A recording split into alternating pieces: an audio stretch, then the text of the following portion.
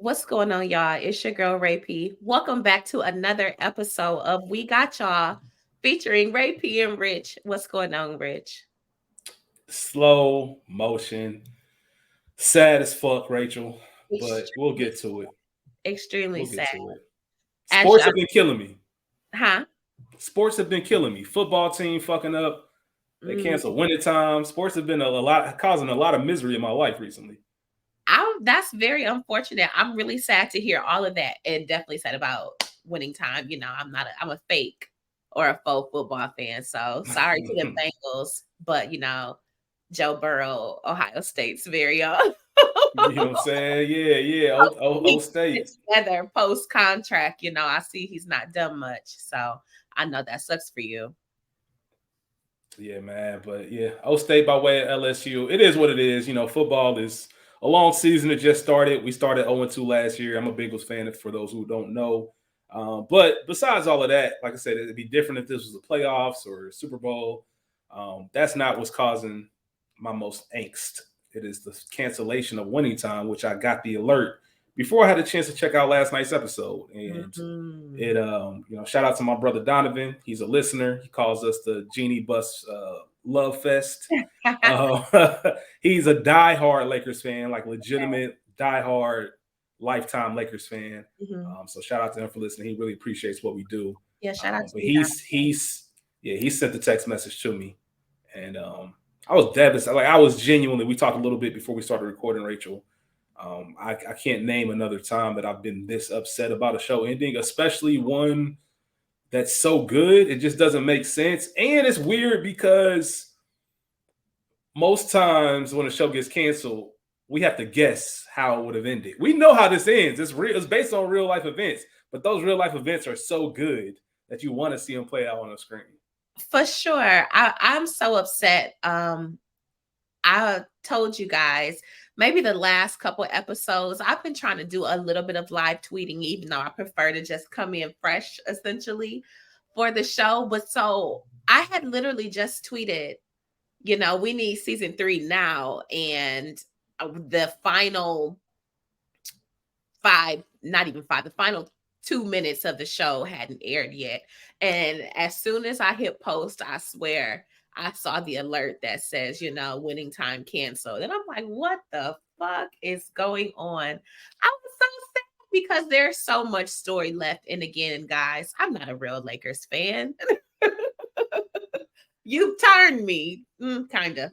But so I was devastated, and I did my best. I didn't Google who won the '84 game, Okay. so I knew that the Lakers and the Celtics had battled again, but I didn't know who won which years. You know what I'm saying? Yeah, So I yeah, yeah. really was geek like trying to figure out who the fuck was about to win this game. Yeah. And I gotta go ahead. Go ahead. So to end it with the fucking Celtics, like fuck Boston, even though we talked about my brief years as a Celtics fan. Fuck Boston. Are you guys crazy? I'm upset. I'm upset.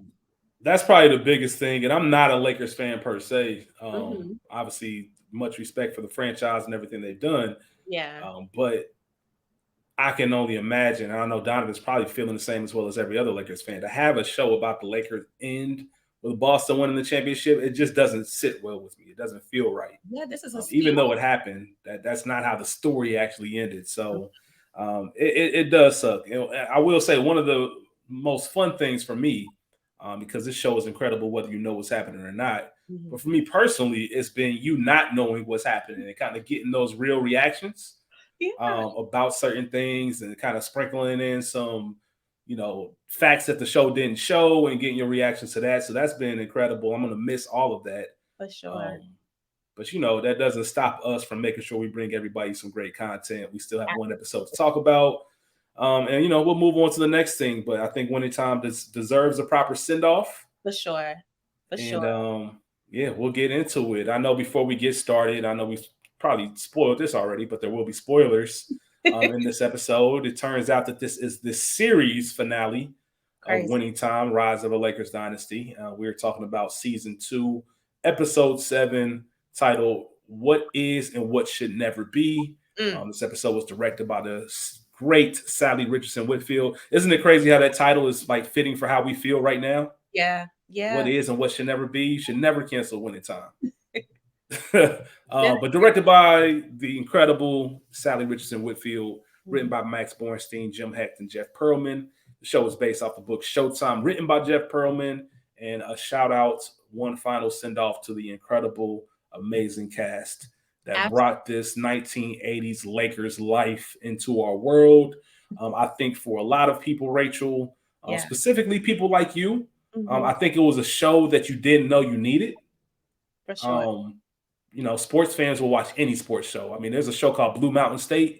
If you're listening to this and you know what Blue Mountain State is, then I don't even know how to describe you. I don't know if you're just a slapstick comedy fan or a sports fan, probably a mixture of both, because that's just a goofy ass, silly ass show. But I watched it because it got sports involved in it. Yeah. But it's dumb as shit.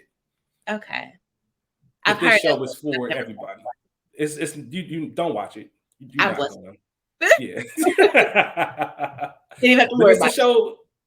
Yeah, man. It's a show that nobody knew they never knew that you needed it, but once it started, man, we've talked about it before. But from episode 1, early scenes, as soon as I saw Magic in that park talking shit to Cookie's dude, that's when I knew, like, all right, then this show was for me.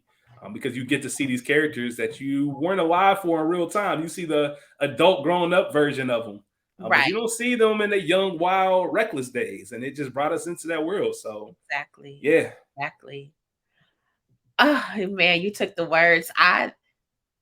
Here's what I'll say, you know, as Rich and I prepare for the show, we watched multiple times. I'm gonna keep it a buck with y'all. I only watched twice. And the second or the rewatch was so, dare I say, painful. Not because it wasn't good, because initial airing in real time, again, I'm waiting with bated breath to see what's going to happen. I'm excited. I didn't know that it went 7 games, you know, so every game I'm like, what's going to happen? Back and forth. And back and forth, and that was perfect. We were really set up perfectly to go into season 3 with the 85 season and everything that happened there. I don't know. I have no fucking idea what happened in 85, you know? Well, I know that they won. Thanks for the spoiler at the end. At the end, I just did not know. So I was very disappointed. And so rewatching was hard because it's not like where with other shows, even though candidly all of this is Googleable, you know what's going to happen, but the level of disappointment in knowing that this unfinished story is over, I was so upset. Like, I didn't even want to watch this shit again. I'm like mad. Yeah, that's the same exact sentiment. I am hopeful that perhaps Jim Hecht, the creator, and some other folks can sell Winning Time to like Apple, who's also killing the game, or even Prime. I don't really want it to go to Netflix, but somebody who's willing to buy it, if it's on the table, I will watch and we will talk about it wherever it goes, if it's rehomed. So I hope that we get to see that. You know, there was the Flash. We have the Pistons era. You know, I'm a Midwest kid, so and from so I have Pistons knowledge history. You know. Yep. So I would have two finals appearances with the Lakers against the Pistons. We could have gotten that. Exactly. We needed all of that. So I'm just really, really frustrated. I'm sad, right with you guys. Damn it, man. Yeah, honestly, there's, like you said, so much left on the table. As they say, so much meat left on the bone. Yeah. Just and even if you do know all of the things, like I said, I ended up listening to the audiobook of Showtime, and there's, as somebody who's been following sports his entire life, there's still so much information I didn't know that they could have entered into it. Like they said, the relationships between the players, players coming and going, Pat Riley's evolution for better or worse. Yeah. Pat Riley and his exit with the Lakers, how that all went down. The rise of some young kid named Michael Jordan. Yeah. Bad Boys Pistons.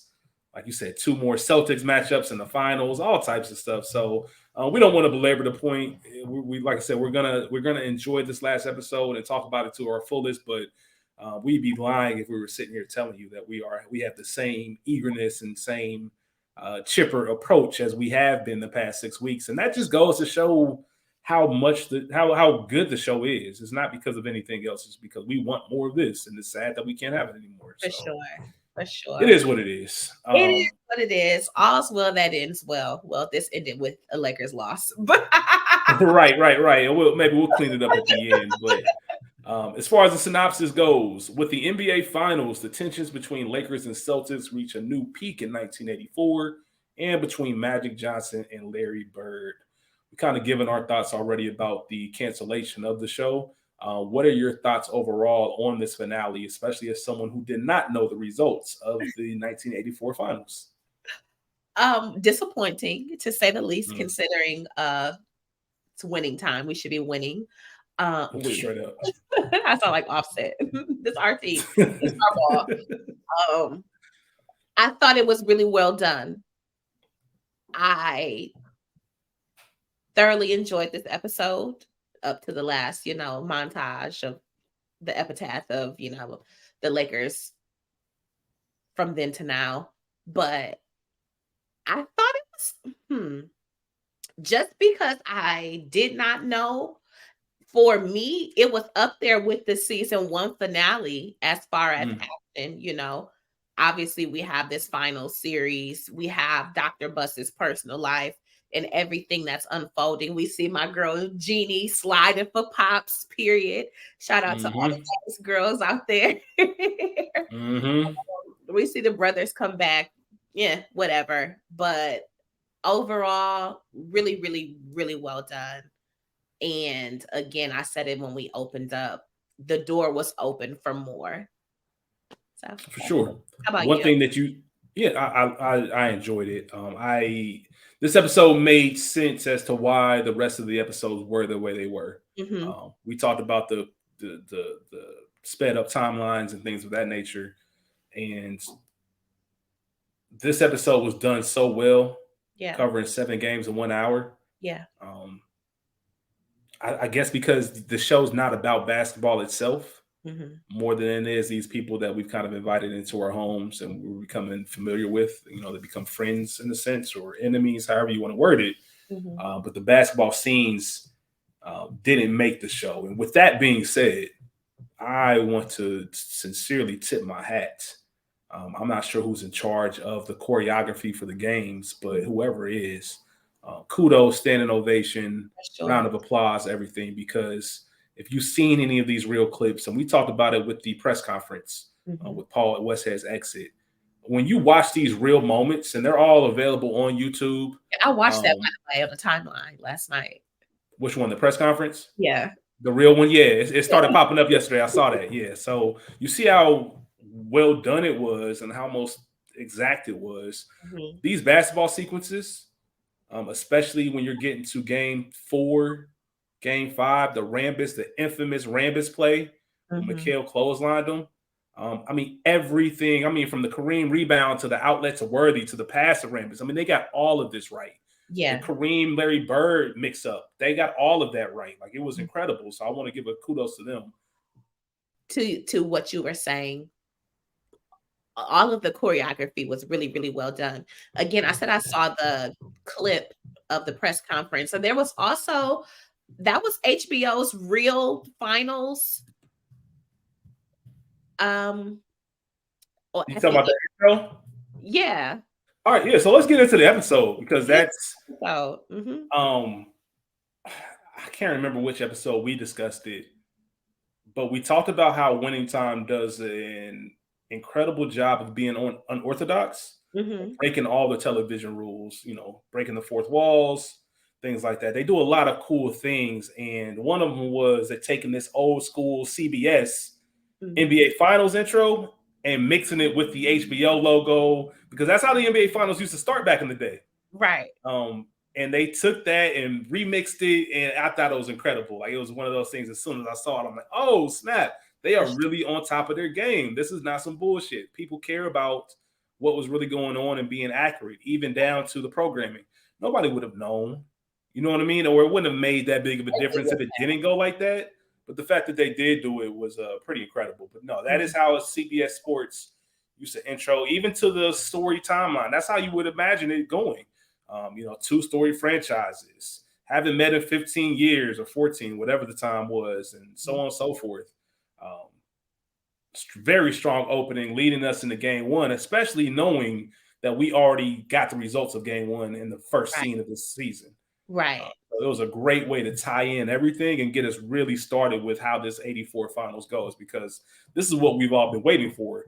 Of course, regular season is cool, preseason is cool, but let's get to it. Let's put it all on the table. Let's put the trophy out there and see who wants it more. So I thought the game one sequence was really strong. LA went on that parquet floor, and we see Magic being, not just us. Pat Riley sees Magic being overconfident. This feels like a sweep. And him giving him that speech, don't get wrapped up in the Larry Magic bullshit. There's other team players out here. Trust me, they are adjusting, which we've seen Pat Riley do. He's always thinking about that next move. Yes, we landed the first punch, but we know right now they are adjusting, getting ready for us in game two.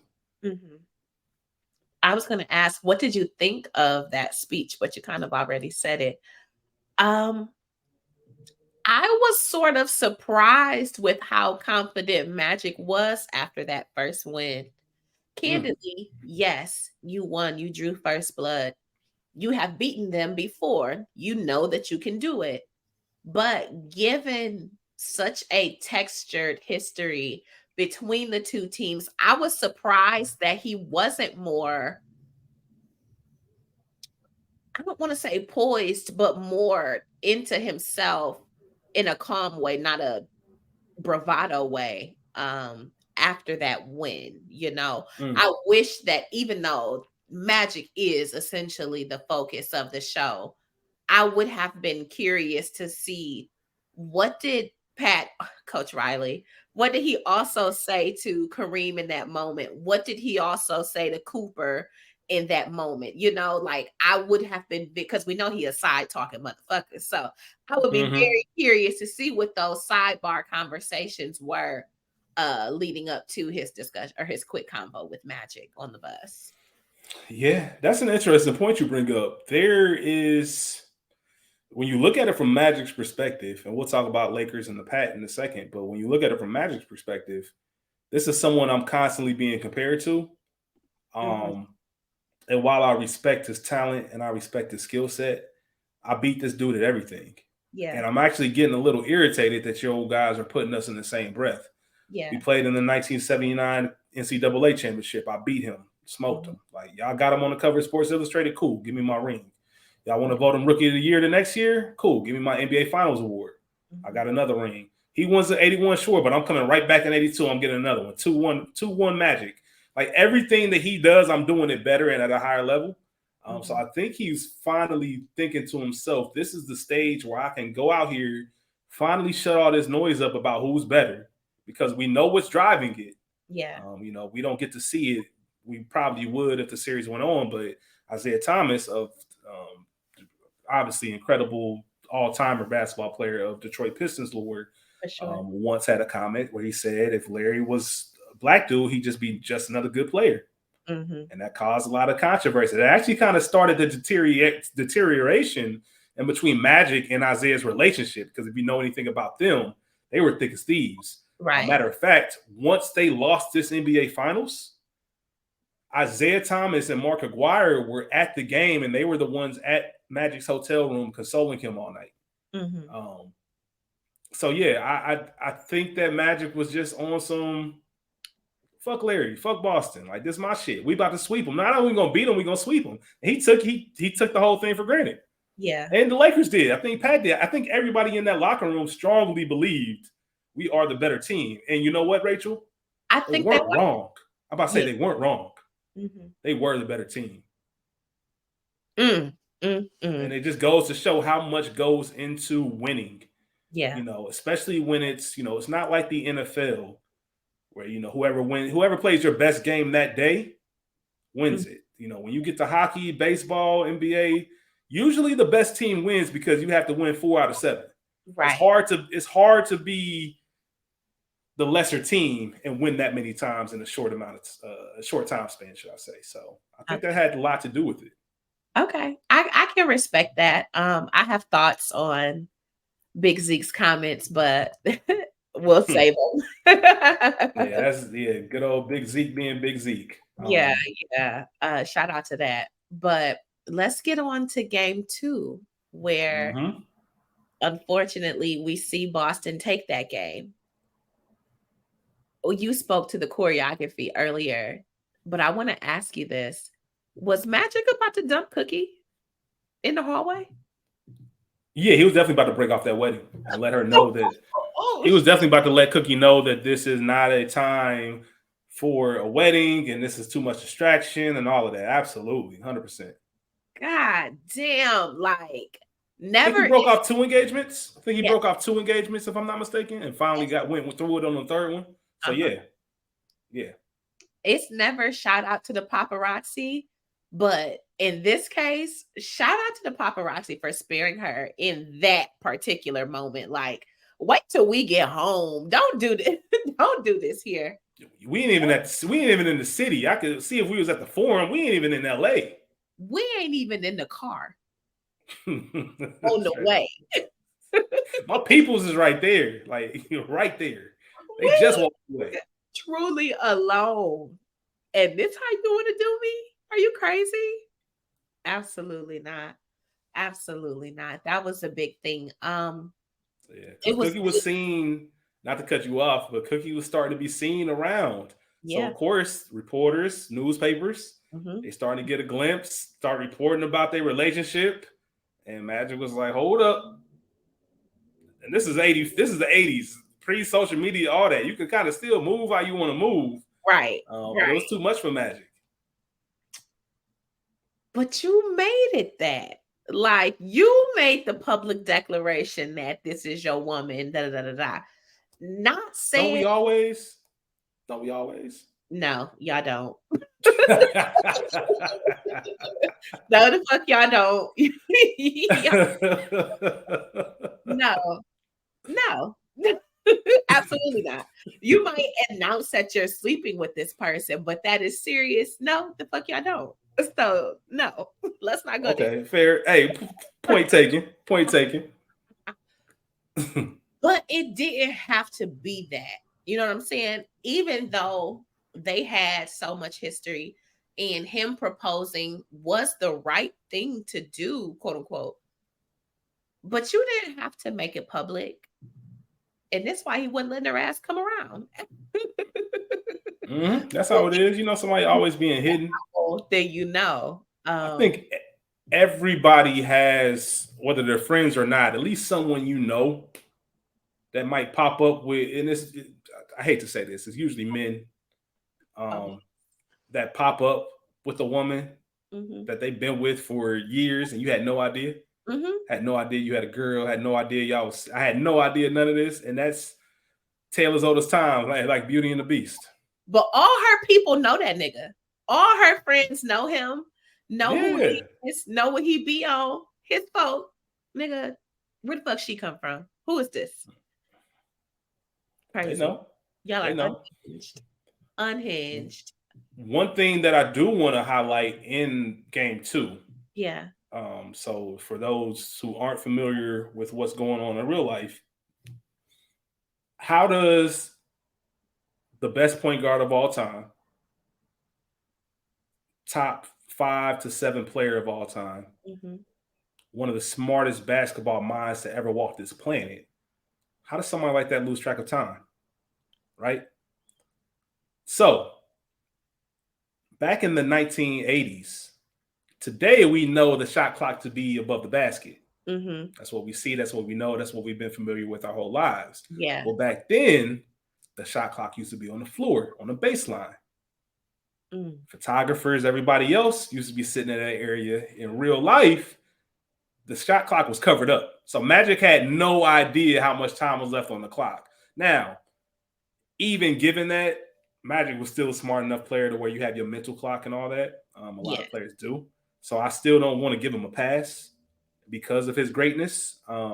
But that show didn't highlight that, but that was a real big point. That Magic lost track of time because he couldn't see the shot clock, and this place was going crazy. So give Kareem, give me the fucking ball. All of that was going on, and Magic really did let the time run out, and everybody was stunned. They couldn't understand what happened because that's not like Magic. Do you think that he just froze in the moment? You don't think because Magic, right? Nah, because Magic thrives in those moments. He even said as much in front of Dr. Jerry West. But I think history has shown that he lives for those big moments. It goes to a scene earlier in this season when Pat was talking to, I think when his knee was messed up, Pat was talking to Magic, like, there's only certain guys that want that ball. Everybody else is scared as shit when that ball comes their way in crunch time. Yeah. Like, there's always that one guy. The guy, he wants it. Like, I never wanted the ball, but I know you do. Yeah. And Magic was that guy. But his issue was, I'm Magic Johnson and these are the Lakers. I'm David Ruffin and these are the Temptations. It wasn't team ball. He lost track of everything that got him there. He took that Larry shit so personal that it started to affect the rest of the game. Yeah. And this is where Jerry West, I felt like he did a good job in bringing Magic back, quote unquote, from that, because he spoke to it. And dare I say, Coach Riley put it out there too. Like, he forebode, if there was a foreboding of this happening, like, don't be so in your head about that one-on-one that you miss all this other stuff. That is essentially what he was saying to him on the bus after the win. So then to come back in game 2 and let you say not internalize it, I say he might have froze a little bit. I don't know. Yeah, and that's, there's no clear answer. I personally don't think that, but you can easily write something and convince me that was the case. Yeah. I don't know. know What I mean? That's a big moment. Because to your point, and as somebody who coaches, I haven't played basketball since 8th grade, okay? So I don't have a mental clock. In my mind, I do, but that's not something that's ingrained in me, especially if you knew how much time was on the clock when you came out the huddle. Like, so everything should have been moving with a sense of purpose, moving with a sense of urgency. Yeah. And you ain't had that. And to your point, let's take a look at the events that just transpired. You're already up 1-0.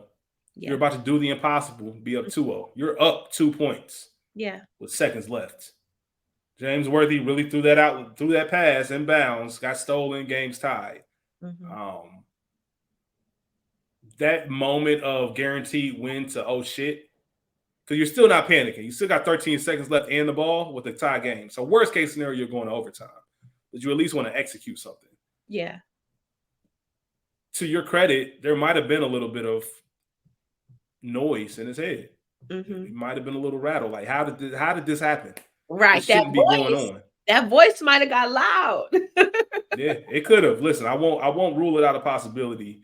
And I think Magic even admitted himself that that's unlike him. Like, he doesn't, not even on this episode in real life. That's just not something. Shot clock, no shot clock.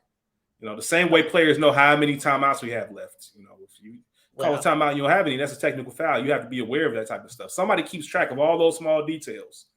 Well considered. I'm sure somebody told him in the huddle, hey, we got 10 seconds left. We got to get a shot off in 10 seconds. That's all of that goes into it. This is everyday stuff. So big moments. It ain't for everybody.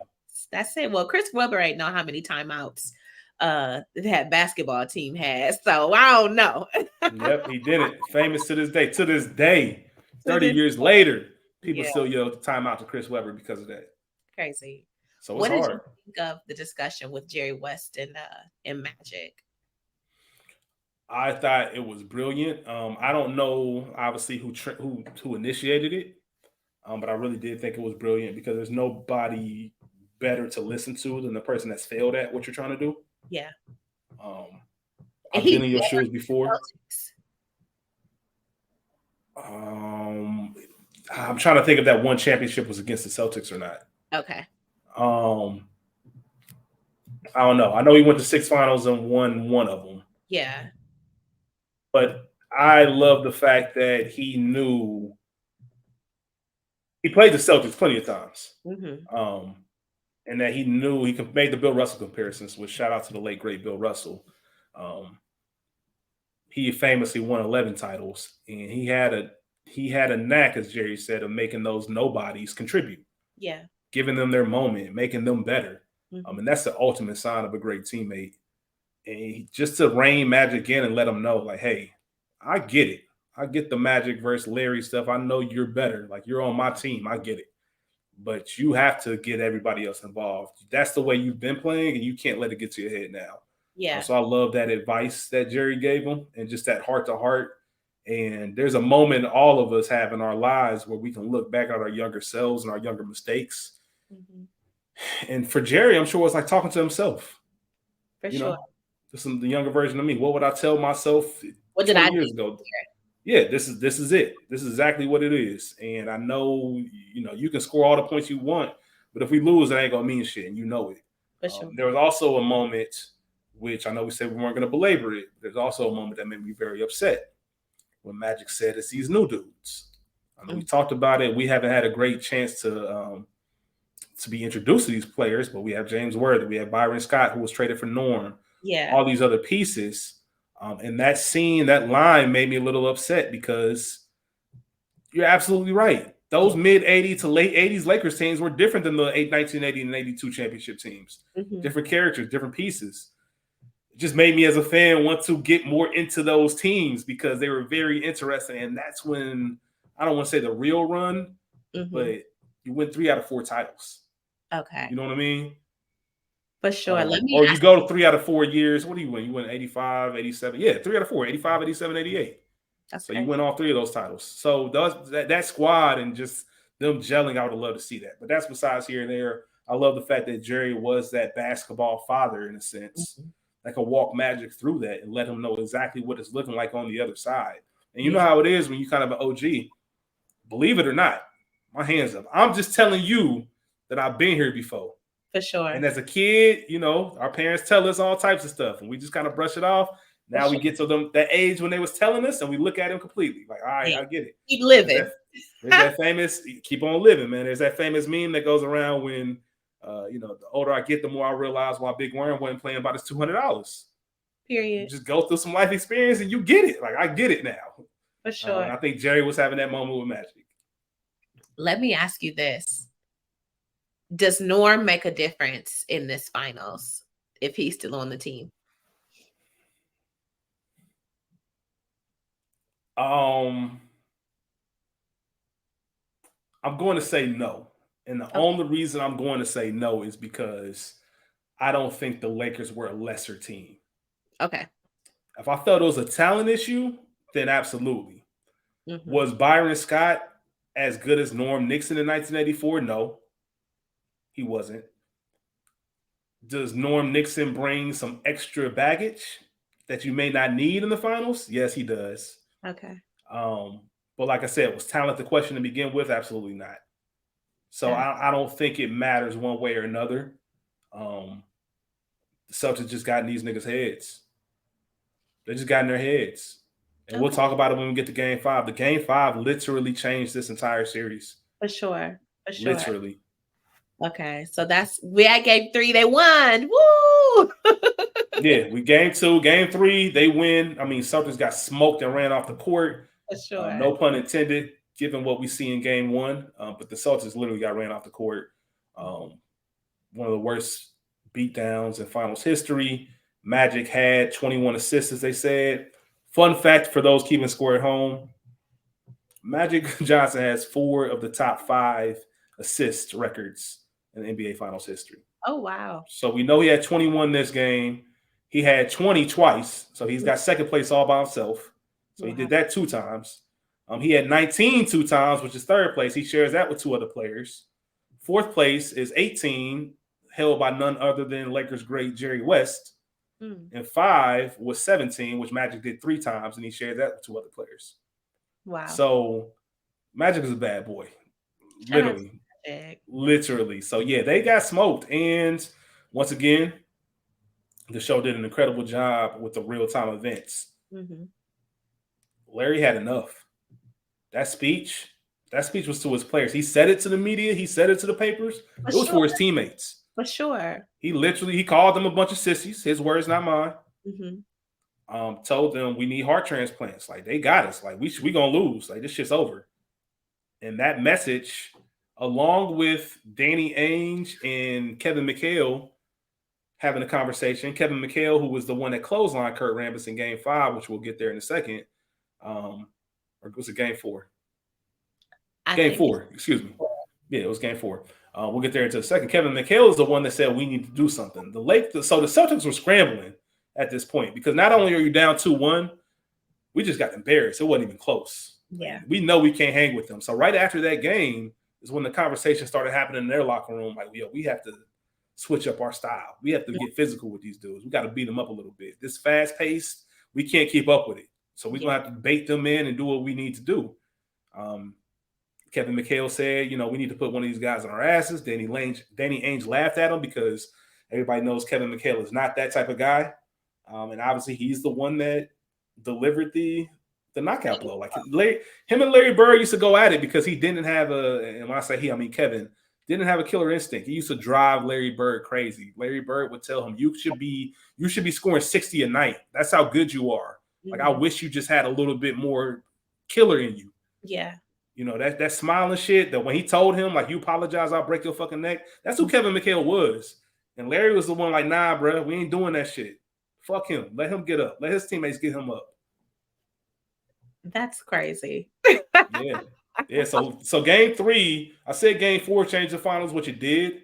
But Game 3 is where it really started. Larry he took amongst himself to say, yo, I ain't winning with y'all. If y'all want to act like this, y'all want to get swept or not swept, but blown out, that's on y'all. But I ain't going down like that. And he got the message loud and clear. Game 4, we see change with one play.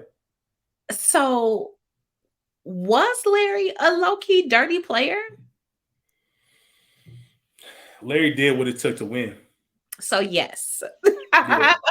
Yeah. It's weird because it's weird in the 80s when you watch those clips. I mean, I've seen, I think Robert Parrish for the Celtics. I think he knocked out Bill Laimbeer in a game once. I think it was back when in the later 80s when the Celtics and the Pistons were battling in the Eastern Conference. Mm-hmm. Things used to get chippy. There was a famous play where Bill Laimbeer kind of put Larry in a headlock and took him down. In the very next game they played at the Garden, Robert Parrish hit him with a 2-piece, like dropped his shit, got called for a common foul. In today's NBA, you banned damn near the whole season. Yeah. Nah, he gave him 2, knocked him out. Technical, I think. He might have got a technical foul at the most. He still played. He finished the game. That is crazy. Insane. Think about the Kurt Rambis play. He clotheslined that man, took him out of midair, and it was a common foul. 2 shots. For sure. It reminded me of that hit on Travis Hunter. Unnecessary ass hit this weekend up in Colorado. Mm-hmm. Shout out to Dion, our Coach Prime. But I was like, what the fuck? And you hear all the stories. Again, guys, casual fan. You hear all the stories of how physical the game was in the 80s and how they really used to be boxing. And you've seen the grainy videos, but I think for me, this is the first time I was like, yo, they really used to be throwing blows in the 80s. Like, this is crazy. Like real live squaring up. I'll beat your ass right now. Like, not no hold me back fights. There were punches being swung. Like, I'm gonna find the clip of this the Robert Parrish, Bill Laimbeer. Funny enough, they mentioned Bill Laimbeer when Larry's talking to his mom. That's who Robert Parrish knocked out. Got it. So I'm gonna have to send you that clip on YouTube after we finish recording. I love a good scuffle. Yeah, man. And it had nothing to do with nothing. It was straight up payback. Like, he dropped his shit. Crazy. Okay. Kareem had some. Kareem I remember Kareem, I forget what player it was, that elbowed Kareem with a dirty elbow. Kareem bent over for a second, caught his breath, turned around, rocked his shit. Period. Broke his hand, if I'm not mistaken. He was out for a little while. It bees like that. It bees like that, straight up. But yeah, Game 4, dirty plays. The crowd is into it. Mhm. We see Larry look at the camera. Oh, we got him. Because he knew he took them out their style. He took them out their game. All they cared about was the refs missing calls and the Celtics getting away with whatever. And they weren't focused on their assignments. They were focused on everything else. They were, and that really surprised me. Again, this is a seasoned team for the most part. In the finals. What's going on? Is game 4? No, game 4 is in LA. Mm-hmm. Okay, so it's game 5 that I'm thinking of, but I don't know. They just weren't prepared. I was surprised that they weren't able to settle down, given, you know what I'm saying? I very early picked up, even before Larry said we're in their heads, like I knew that they were distracted. Like, so I'm very surprised that even still they couldn't come to. And yes, it's our house. You don't let nobody come to your house and embarrass you. Mm-hmm. Straight up. But it's our house, and they just, I think they were expecting more things to go their way, and you just never fucking know what's gonna happen, who you're gonna get. So be on your shit. Yeah. Well, think about it like this too, Rachel. From 1980 to now, the only opponents that the Lakers have had was been themselves. Mm. Yes, they lost in 1981 to Houston. Mm-hmm. That was them versus them. They had a lot of internal shit going on. Yeah. Yes, they lost in 1983 to the Sixers. They weren't focused. Thought that shit was in the bag. Once again, them not being there mentally and focused, ready to play, even though that Sixer team was a really good team. Yeah. And it might not have mattered if they were focused or not. I think this was the first time when they knew they were playing well and they knew they were the better team. And somehow, some way, for the past 4 seasons, every team we get in this position folds. For some reason, this team just ain't going away. Mm-hmm. We're supposed to be up 3-1. And I think when you leave that arena and you try to figure out how it's 2-2 and not 3-1, yeah, I think it fucks with you. And I think you really spend all your time, as we see Magic at the dinner table. And we'll talk about all the separate scenes from basketball at the end. But once you get away from that dinner table or get to that dinner table, it's all that's on your mind. Yeah. It just consumes your life.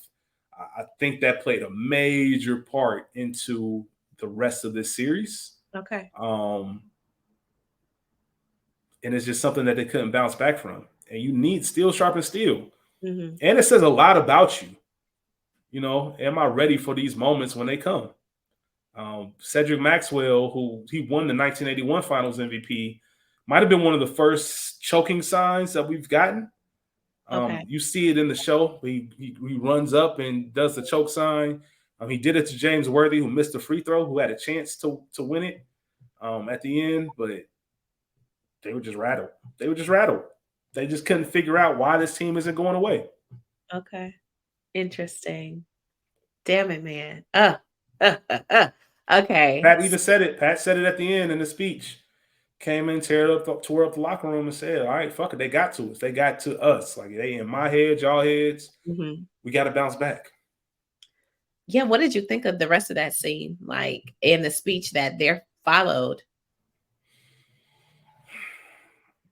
It's interesting because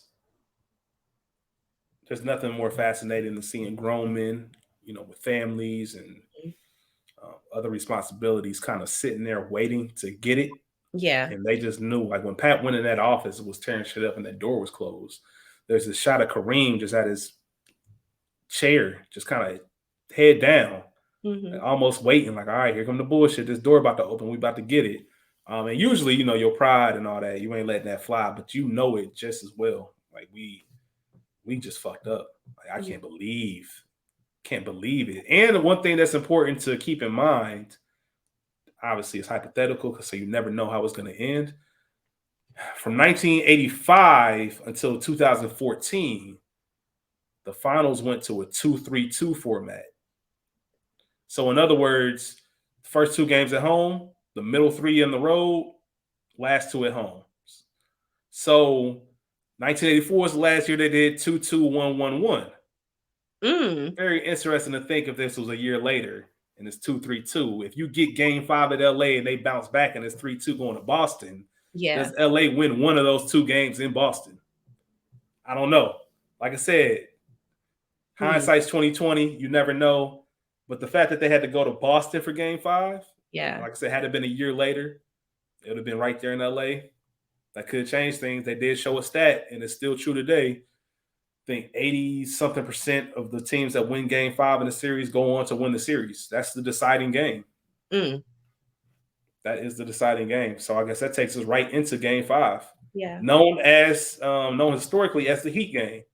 97 degrees, Rachel, no AC in Boston Garden. Okay, that was real. It was for real that hot in there. Rachel, the referee really fainted.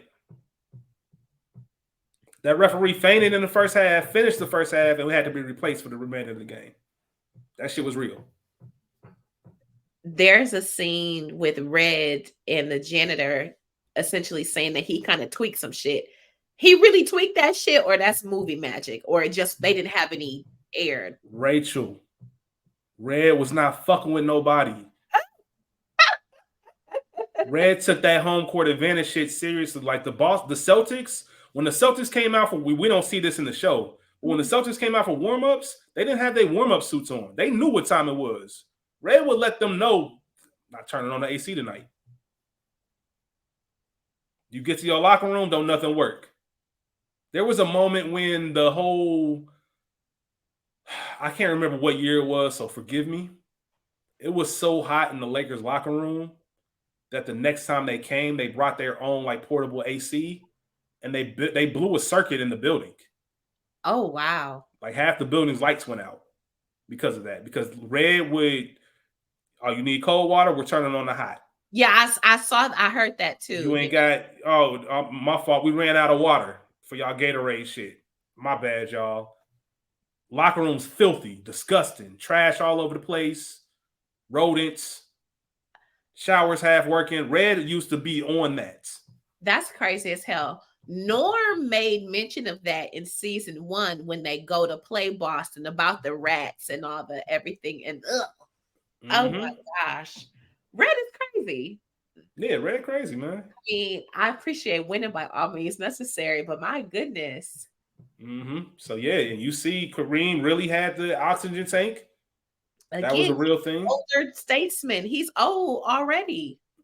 Older statesman, known to have migraine issues dating back to, I think, high school, or excuse me, maybe college. Definitely early pros, but the migraines were a real thing. And I love Pat looking at his trainer like, get him out of here. Like, we can't show any kind of sign of weakness. Like, we can't have our captain sucking down oxygen at the end of the bench. They mentally gonna say we got him. Yeah. If I was the Celtic and I saw that, oh, we about to run these dudes. I love how Pat had the wherewithal for all the shit. It was all about the image for him. Yeah. Like, you know how this shit looks right now? Hell nah. And he's right, because you don't want to see that. That's a morale boost for the other team and a morale tanker for us, because goddamn, this is the captain. It's not like where he went out his ankle, like he physically, but he can't breathe. And to Magic's point in the locker room or in the training room thereafter is, we don't stand a chance without you. We need him. It's not like the Sixers so many years ago where we could rally. This shit is different. Yep. And it's game 6. It's deciding game. We at the crib. We comfortable. We in our own setting. AC's working. Yeah. But I'll tell you right now, bro, if you don't play, we ain't got it. And Magic said it. He mean that shit. Like, Kareem had a very pretentious relationship. Damn near everybody. We can't just limit it to some people, but he took that shit personal and he busted their ass this game, and we get it tied up going back to Boston for game 7. 2 best words in sports. Game 7. Game 7. That's what you want to hear. That's what you play for. First meeting in 15 years. What do you expect? Real quick, I do want to, we mentioned it earlier, but Larry's mom being seen talking to Larry after game 6 and just kind of, I wish you kind of had more joy like Magic. That's why he's my second favorite player, all that kind of good stuff. I don't know about the validity, if that really happened or not, but I just thought it was a pretty cool scene to show the contrast of the two players. Larry was just one of those impossible to please, even when he was coaching, just one of those like never change his expression no matter what happened. He's not the coach where somebody hits a game-winning shot and he's going to run around, arms up in the air. Takes a win like a loss. Yeah, takes a win like a loss and keeps it moving. But that just shows you the mindset going into Game 7. We get Pat with the unfinished business speech to let him know what's bigger than us. It's bigger than every person in this room. This is a LA Boston thing. This is for the past 7 times when LA came in and didn't get it done. It's for all the players that wore these uniforms before. I'm sure we'll talk about it when we get to Dr. Bus and Red, but Red telling them that I built this thing to be bigger than me. And that's kind of like the general message that Pat wants to give out to his team before the game of their lives. And he knows that the odds are against him. You got to block out the bullshit, the bad calls, the dirty tricks. You got to leave it all out there. And I love that he said that. And this is something that I tell my kids coaching. And I mean it 100%, not only as a coach, but as someone who has played the sport. You only get a limited time having an able body, able mind to go out there and compete at a high level from an athletic standpoint. The one thing that you don't want to do is look back on anything and just say, damn, like I had some left in the tank and I ain't give it. Like leave all that shit out there, because you can at least go to sleep with that. I'm cool with the better team winning. I'm not cool with them winning and me knowing I ain't give my best effort or I ain't show up how I was supposed to. For sure.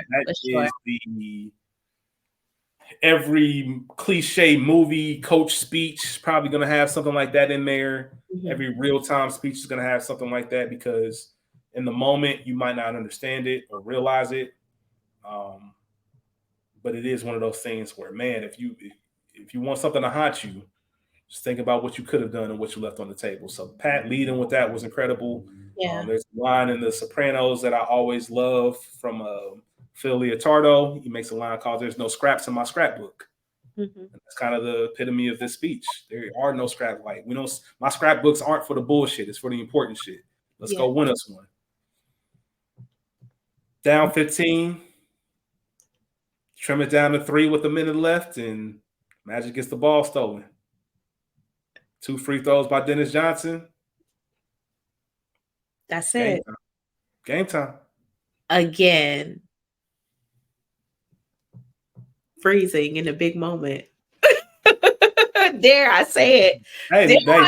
This one, I can't say anything wrong about this. I mean, the ball's in your hand. Yes, you helped them get down from a 15-point lead, 2-3.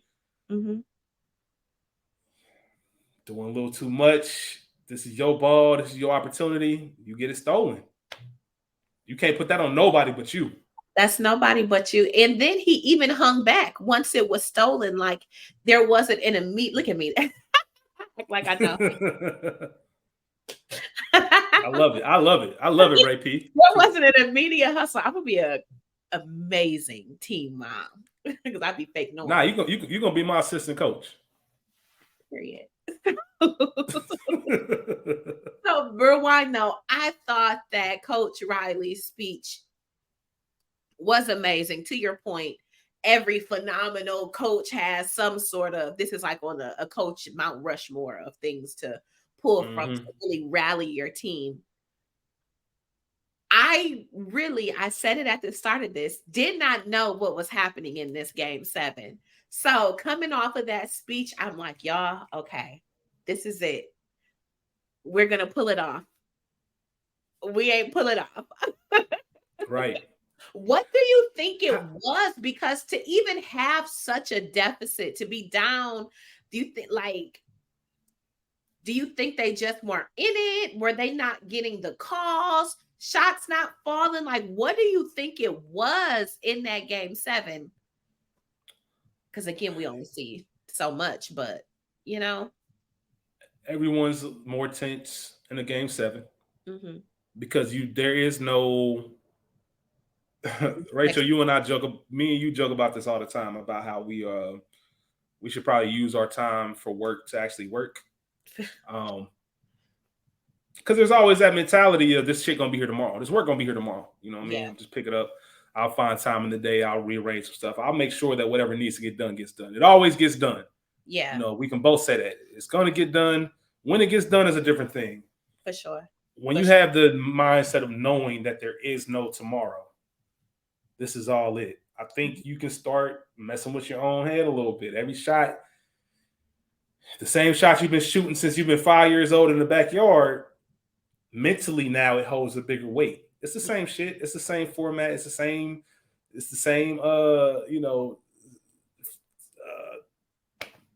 mechanisms, mechanics, all of that go into it.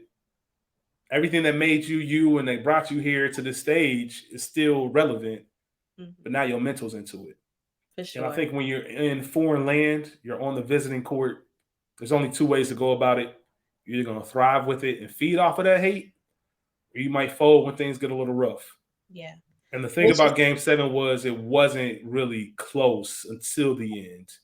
Got it. You know, I think it was a close game, maybe like 6 or 7 points at halftime. But Boston started creeping away. I actually commend them for coming back. Yeah. You see a lot of teams start folding in that situation. But Larry Bird was on some – this was the first year of his MVP, I think. I can't remember if he won 80. He won 3 in a row. I'm trying to remember if it was 84, 85, 86 or 85, 86, 87. Okay. I want to say Magic won MVP in like 80. Either way. But he just turned it up. Similar to, for, you know, more recent NBA, Dwayne Wade in the 2006 NBA Finals, playing that Mavericks team. And he just went to another world in the last few games of that series, won Finals MVP, averaging 30-something, all types of shit. He turned into Baby Jordan. Yeah. That's what Larry was doing. And I think that when you have all of that, along with the belief that this shouldn't even be happening, we shouldn't even be at the Game 7. We should be at the crib getting ready for our parade. Yeah. Because this series should have been probably 4-1. And we smoked 2 games at the least and let them come back. Every game should have been like Game 3 to them. So I think a little bit of that is how do we even get ourselves in this position to begin with? Yeah. And once it smacks you in the face, it's there. Because I've been in situations where you go into it thinking one thing, and then it starts, and you're like, oh, shit, we really about to lose. He thought it was Uchiwali, but it was really one mic. It was really one mic. The whole time. And everybody knew it was one mic but you. Yeah, that sucks. Well, unfortunately, the Celtics pull off with the win for the Game 7. Damn, I really wish that we were getting season 3 with the next. So real quick, before you ask your question, I did have a question for you. What was it like not knowing the results when you finally realized, like, oh, damn, these niggas about to lose? I was stressed out. I was stressed out and very frustrated. And again, I think that was right when I tweeted, we need season 3, because now I know since y'all lost this one, I know y'all win next year. But I want to see, how do we regroup? How do we come back? Like, what does that season look like? What's the fight level there? Because now where we know that there's this rivalry, quote unquote, it wasn't real because it wasn't y'all. Now I'm on y'all ass. Now I want payback. Like, now I really want to see that. It's your turn to be embarrassed in the finals. So that was it. Again, bated breath, sitting on my hands like, oh shit, these niggas about to lose. Oh fuck. Damn, didn't do it. Couldn't get it done. I felt bad for them. I felt like they should have been able to win the series. I did feel like they were the better team just from what we've seen, because obviously I have no other true historical knowledge other than what we're seeing in the show. So I really, really was disappointed that they didn't pull it off. Yeah, you and me both. And I think knowing that, and that was my issue the whole time, especially when there's talks of a potential season 3 not happening, was I knew that they lost this series. Yeah. I'm like, that's just not how this story is supposed to end. Right. 85, they win in 6 games. The Lakers beat the Celtics in 6 games. 86, the Celtics, before the 72-win Bulls, this 86 Celtics team was probably known as the best team of all time. Nobody was beating them that year. They didn't play They didn't play the Lakers in the finals, but if they did, they would have beat the Lakers. They were just that dominant. Okay. I think they went 40-1 at home that year. I mean, just dominant. Yeah. Nobody was beating them. But 87 came back again, and that was when the Celtics were on their last legs. Just squeaked by Detroit, this little upstart team. Yeah. Got to the finals, just couldn't hang with them. I mean, they tried everything they could, but they couldn't. And then, of course, the next year in 88, Celtics don't get back to a finals after 87. Lakers go back again. So just keeping historical context, Lakers are in the finals 82, 83, 84, 85, 87, 88, Crazy. 90. Crazy. So you expect these teams to get worn down after a while. 88, they won in 7 games against Detroit. Isaiah Thomas had the famous ankle injury. That series could have turned out a little bit different. James Worthy won Finals MVP, Big Game James. That's how he got that moniker. Game 7 triple-double. And then 89, the Pistons beat them. They actually sweep them. And then things change. You know, the whole new team comes in. Cap retires. But Magic being Magic, Pat Riley's gone. Yeah. Which is a whole nother thing. See, we need all of this. Did he quit? Did he get fired? Depends on who you ask. Damn it, I'm invested. And there's another press conference. That was just interesting because you don't see. I think Pat Riley had the best winning percentage of all time as a coach. And it just reached its end. And that first year after he was going, they went back to the finals, but they lose to, like I said, this kid named Michael Jordan who got his first ring beating Magic. Crazy. And then you get the announcement. And that's kind of it. But there's so much more that could have been said about the basketball side of things and just how they regrouped. I think season 3 would have been my favorite because there's nothing like a team focused to come back and avenge to what happened. For sure. You know. For sure. Well, like we said, hopefully one of the other big players decides to pick it up.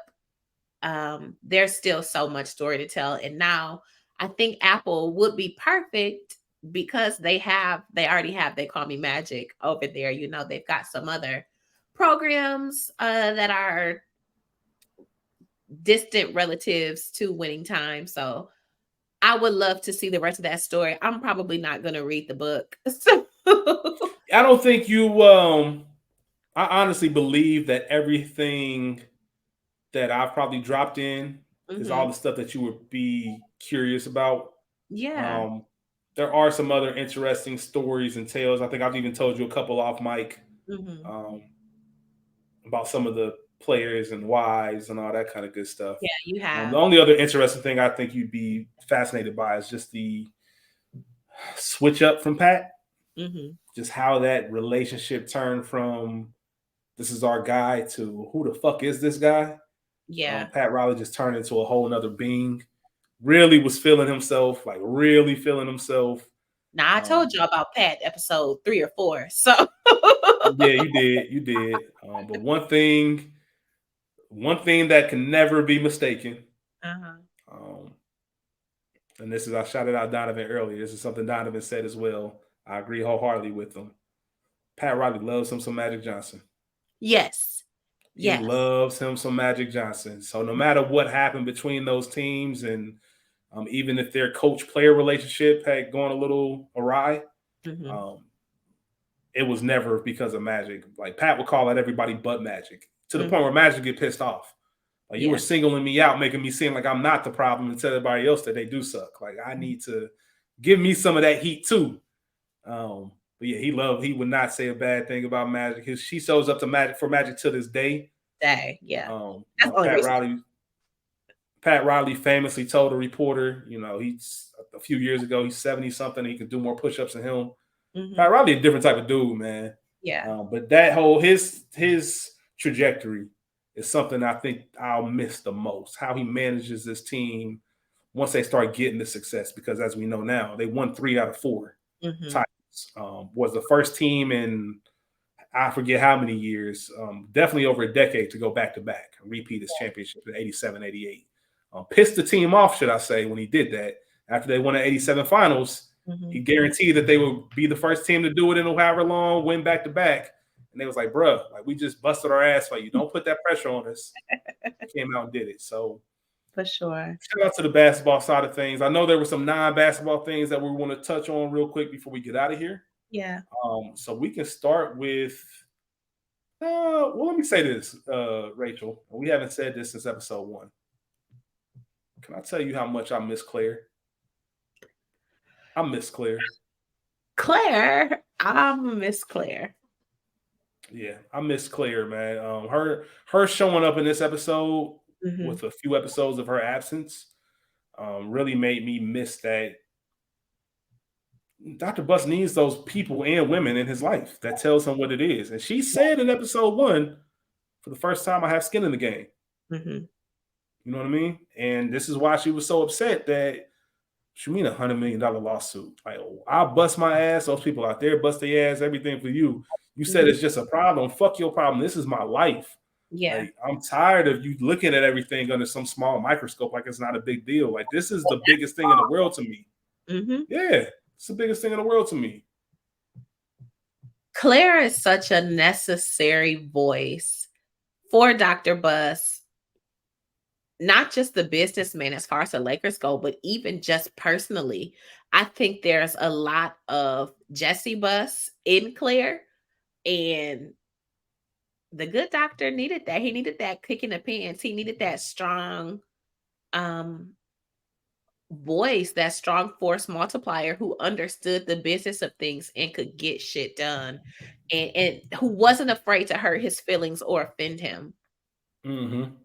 I love when he was talking about the paperwork, and I know it was dumb, and she kind of looks at him like, marrying a woman you barely know is dumb. Prohibition is dumb. Like, this shit is some other shit. Like, I don't know what you stop taking this lightly. This is beyond dumb. And not too many people are going to tell him that to his face. So what did end up happening with the lawsuit? That I have no idea. I have no idea what happened in real time. Obviously, the Buss is still on the team. So yeah, Buss is still on the team. I don't think anything really came of it. I will say, from doing a little bit of research, Honey she might be a combination of a couple different women. Got it. In Dr. Buss's life versus one singular person. Got it. Okay. But the truth remains, we all know how Dr. Buss was moving. And I guess the question I have for you is, was Honey wrong? No. They sit at this table and she tells him, like, you frauded, you know. She's absolutely correct. Yeah. She's absolutely correct.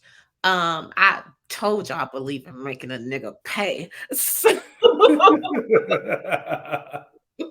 You got to pay what you weigh. She's absolutely right. It would be different if he wasn't coherent, if there was something mentally wrong with him, or he had genuinely forgotten that he wasn't legally divorced.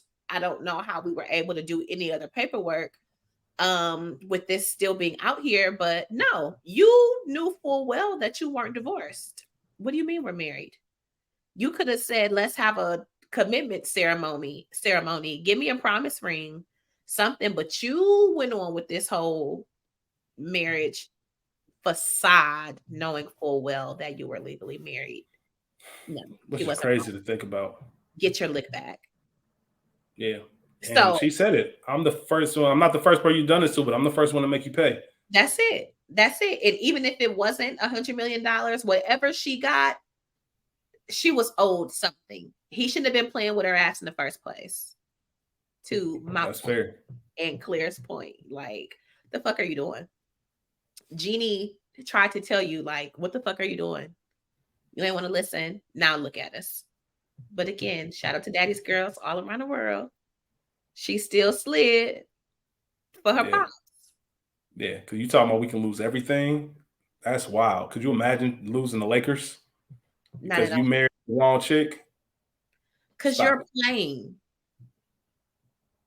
It's a thin line between love and hate, okay? Absolutely. And going into the Daddy girls, We see a lot of that in this final episode of um I forget, she plays the woman, I can't remember her name. But she was a little heavy in season 1.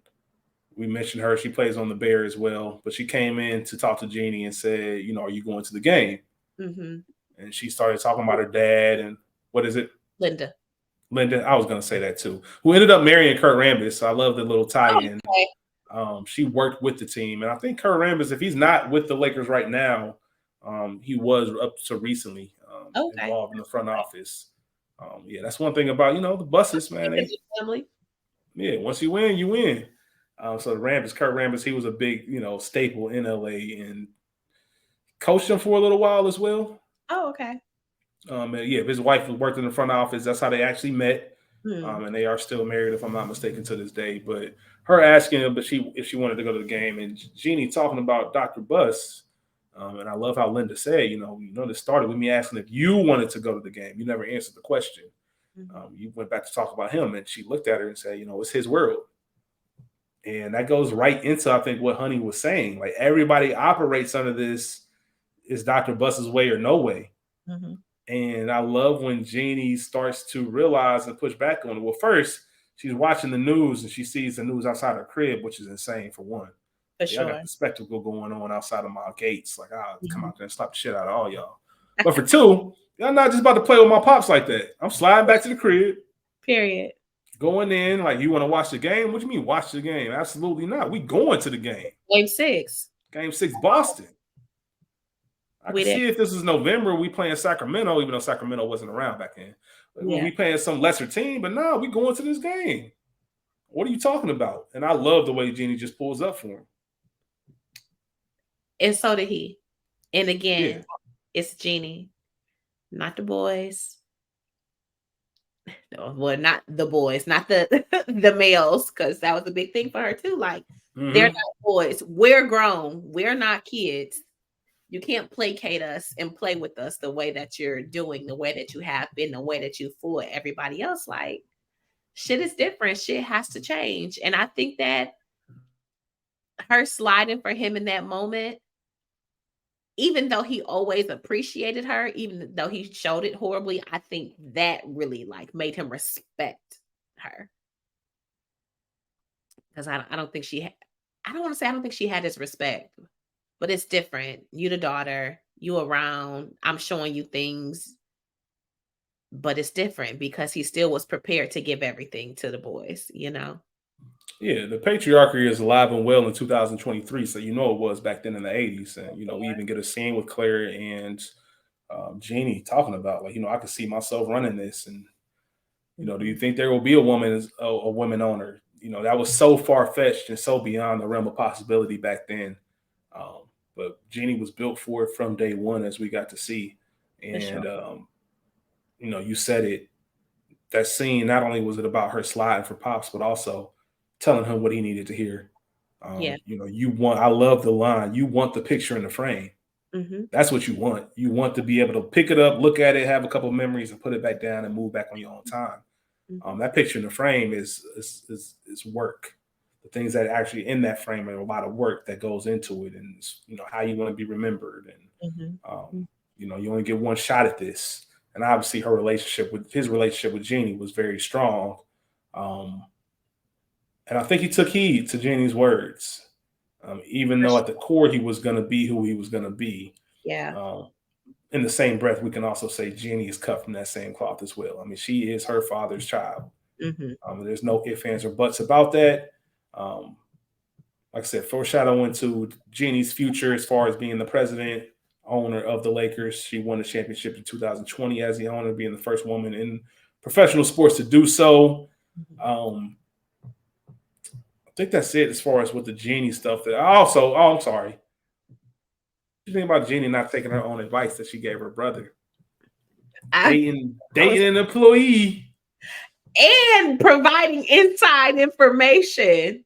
Baby's nose was open. She was just getting her first sniff of dick, is what I think. So I think so too. Her nose was just open. That's it. I don't think she make that mistake again. No. Yeah, because let's keep it in the context. So when Magic was drafted in 79, Jeannie was 17. Mm. So what? We're at 22, Yeah. 23 at this time. If I'm 22 and if I'm 22 and I got a front office position with the Lakers, Come on.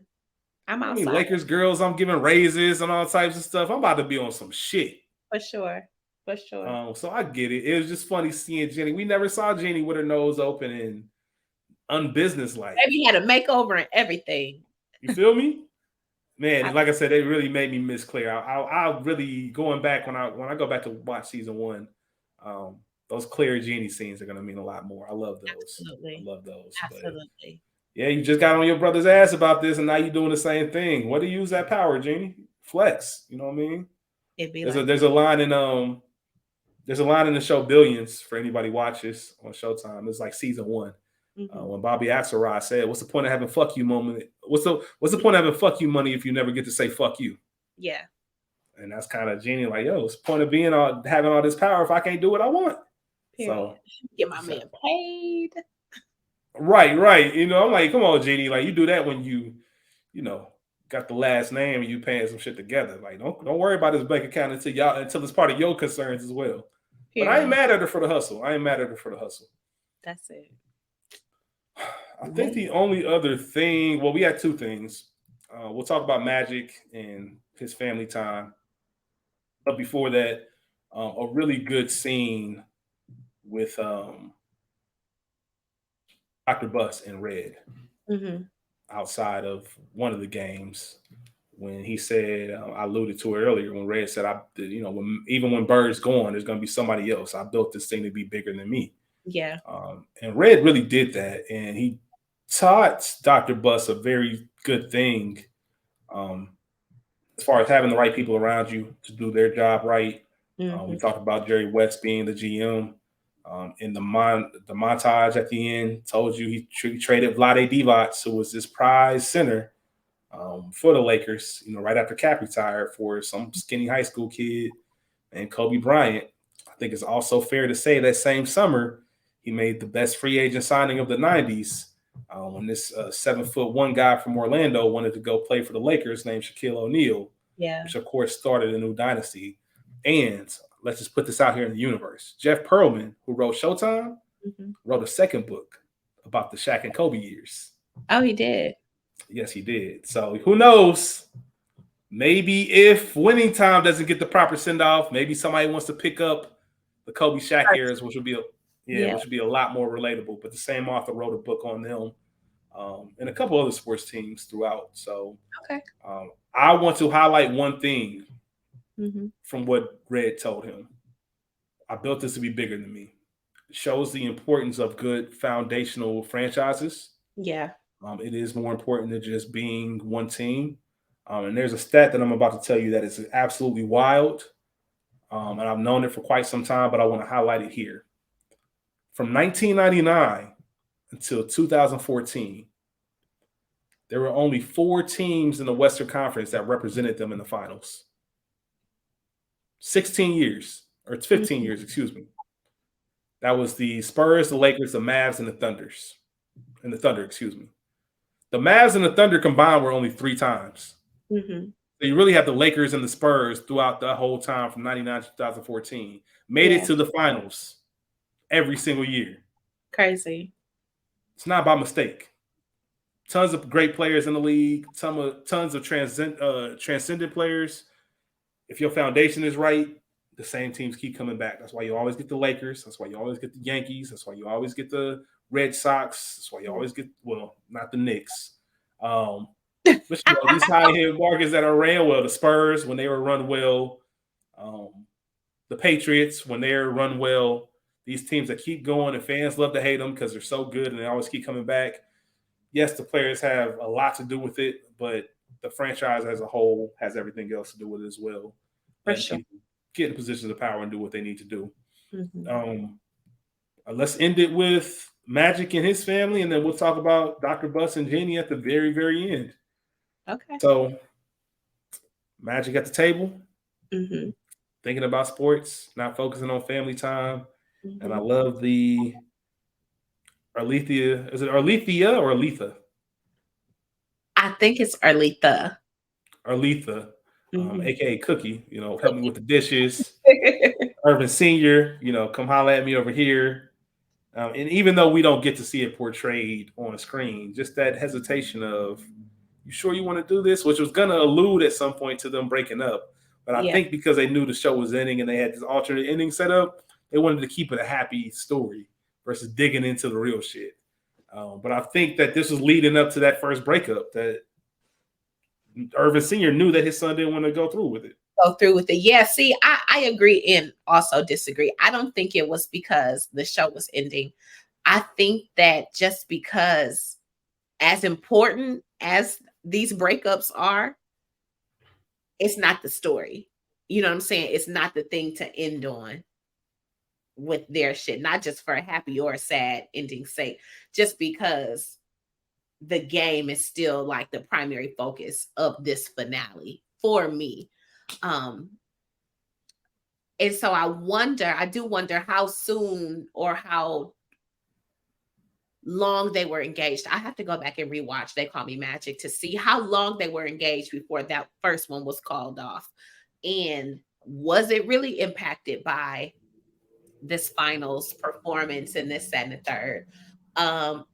I liked that, even though we know that Cookie loved Magic's draws, like loved him down. I like that we got to see where she was hesitant, like, I Mm-hmm. don't know. I don't really love to shine like that. Like, she was still very much regular, degular, Midwestern girl. If I would say anything, I would be like Savannah James's Cookie. Like, y'all Mm. know who I am. I ain't really for the spotlight like that. When it's my time, I'm a shine. You know what I'm saying? You're gonna see me looking crazy. But the way that Magic was living, his life was just so far from what she even was interested in. You know what I'm saying? And then to know how ridiculous this man gets during the season, do I really want to be bothered with this shit? I don't know. I don't Yeah. know. Yeah. And it shows that other side. I know we're used to the glamorous life of the NBA wife or NFL wife or however, whatever sport. Yeah. But there are women who are just, for lack of better terms, regular, degular. I ain't asked for all this. I just want to be with you. I For think sure. it's dope that you are incredible and best basketball player walking. I'm Mhm. also not impressed by that shit. Yeah. um, Okay. because I know you before all this other shit. That You part. were good at basketball when I met you, but you weren't to these heights. Right. And I fell for you then. And I just want to keep that. And like you said, Rachel, the lifestyle that you live is just a little bit too much for me and what I'm trying to do. So, And what I even know, that's the other thing. Like, she ain't know what that motherfucker was doing. mm-mm. That's not even live. Like it was. Magic was out here moving crazy, Yeah, man. crazy. I love how they slid in. The Magic and Cookie were married for 32 years. Like, yeah, they didn't get married till 91. Right. But Right. shout out to them. As I said, I don't want to dog them. It's just a very interesting relationship For sure. to keep tracks of, especially when they live it in the open. These are, um, Rachel's brought up the documentary. They Call Me Magic. This is their words. This is them telling this story. So we're not stepping on any toes and Mhm. speculating. That's the truth from them. Yeah. So it kind of is what it is. And then, of course, we end the series. Damn, that sucks to say. We end the series kind of the same way we started in episode 1, when Dr. Bus first he buys the team and he gets a bottle of, I forget if it was Jim Beam or whatever, and gets on the Lakers floor and says, "I own this," which really happened. Yeah. We saw it, but that happened in real life. First night he got it, got the keys to the farm, got drunk and was on that. And him sharing that moment with Jeannie obviously was symbolic. I'm not sure if that happened in real life, but I think it was just to highlight the heir apparent, second coming. For She's sure. going to take this on once I, transition and get up out of here. And she's done a great job with it. For sure. Dr. Bus continued to win titles after the Magic era. Yeah, incredible series that it's going to take me a while to get over the fact that it didn't reach its full potential. Like Pat Riley, like Coach Riley's speech, Winning Time left some in the tank. They left quite a bit in the tank. So I'm Mhm. not even gonna lament on them not. I am going to be hopeful for the next few months at least, that maybe another network will pick it up. Yeah. And Because there is so much to tell. yeah. And hopefully when the strike is over, we can get the actors and writers and producers actually talking about it if it's picked up somewhere else. Yeah. And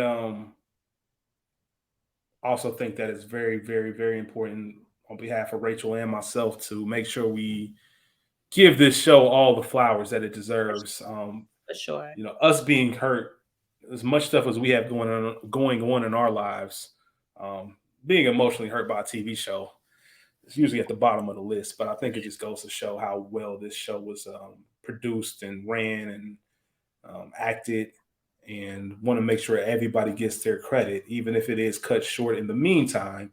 For sure. You guys did a hell of a job with bringing this to life. Like I said, 2020, beginning of 2022, I had no idea that I even needed Winning Time. And then once I got a dose of it, I wanted all of it. So it sucks getting the reports, but I'm going to hold Rachel's optimism. There are some great networks out here doing incredible work, who don't seem to be bogged down by the strikes. Obviously, we want those to end soon, pay everybody what they're owed. There's great content still coming out.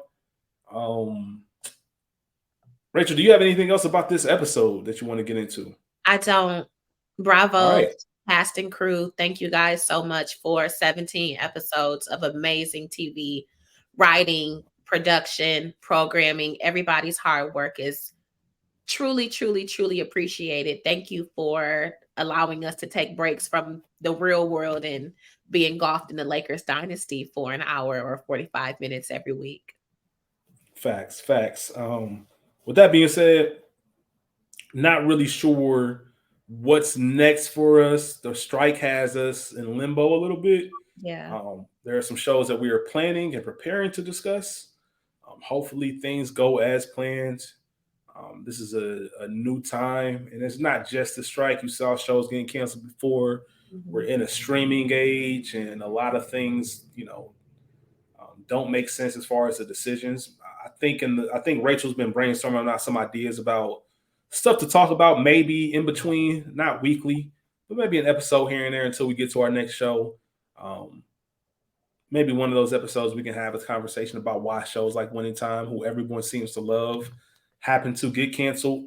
Why other shows on streaming networks, even though they had good numbers, get canceled. And look to how we are digesting all of this content in 2023. It's an interesting time. It's going to get real interesting once we get to theaters. Who knows how much this is going to affect theaters. We've already seen that. There are still certain actors who live in that age. If I make movies for the theaters only, not the streaming stuff, and everything's changing. So it's an evolving world, how we get this content. Just want everybody to know, no matter what happens, Rachel, myself, we will be here. We got y'all. Yeah, it's in the title. So we will be back. Not sure exactly what we're doing next. We know what show, but like I said, all things go to plan. Strike ends. We'll get right into that. But we'll make sure you guys hear from us in the middle. You can always check us out at the Culture Garden Podcast. The link will be available in our link tree if you follow our Instagram page or look at the episode description. So you can check us out every Thursday. We'll have an episode for you this week. Other than that, we want to thank y'all for just tuning in with us for the past 7 weeks, and for all the other series that you guys might have been a part of and paid attention to. We got a few under our belt now. Yeah, we got a few under our belt now. We do love y'all. We appreciate y'all. Please subscribe because, like I said, even though Winning Time is over, we got y'all. It's not. We will be back with something else here soon. And with that being said, Rachel, I'll leave it to you. Thank you, guys. We love you so much. Y'all be cool. How y'all be cool? Peace out. Peace. Bye, guys. Thank you. Good.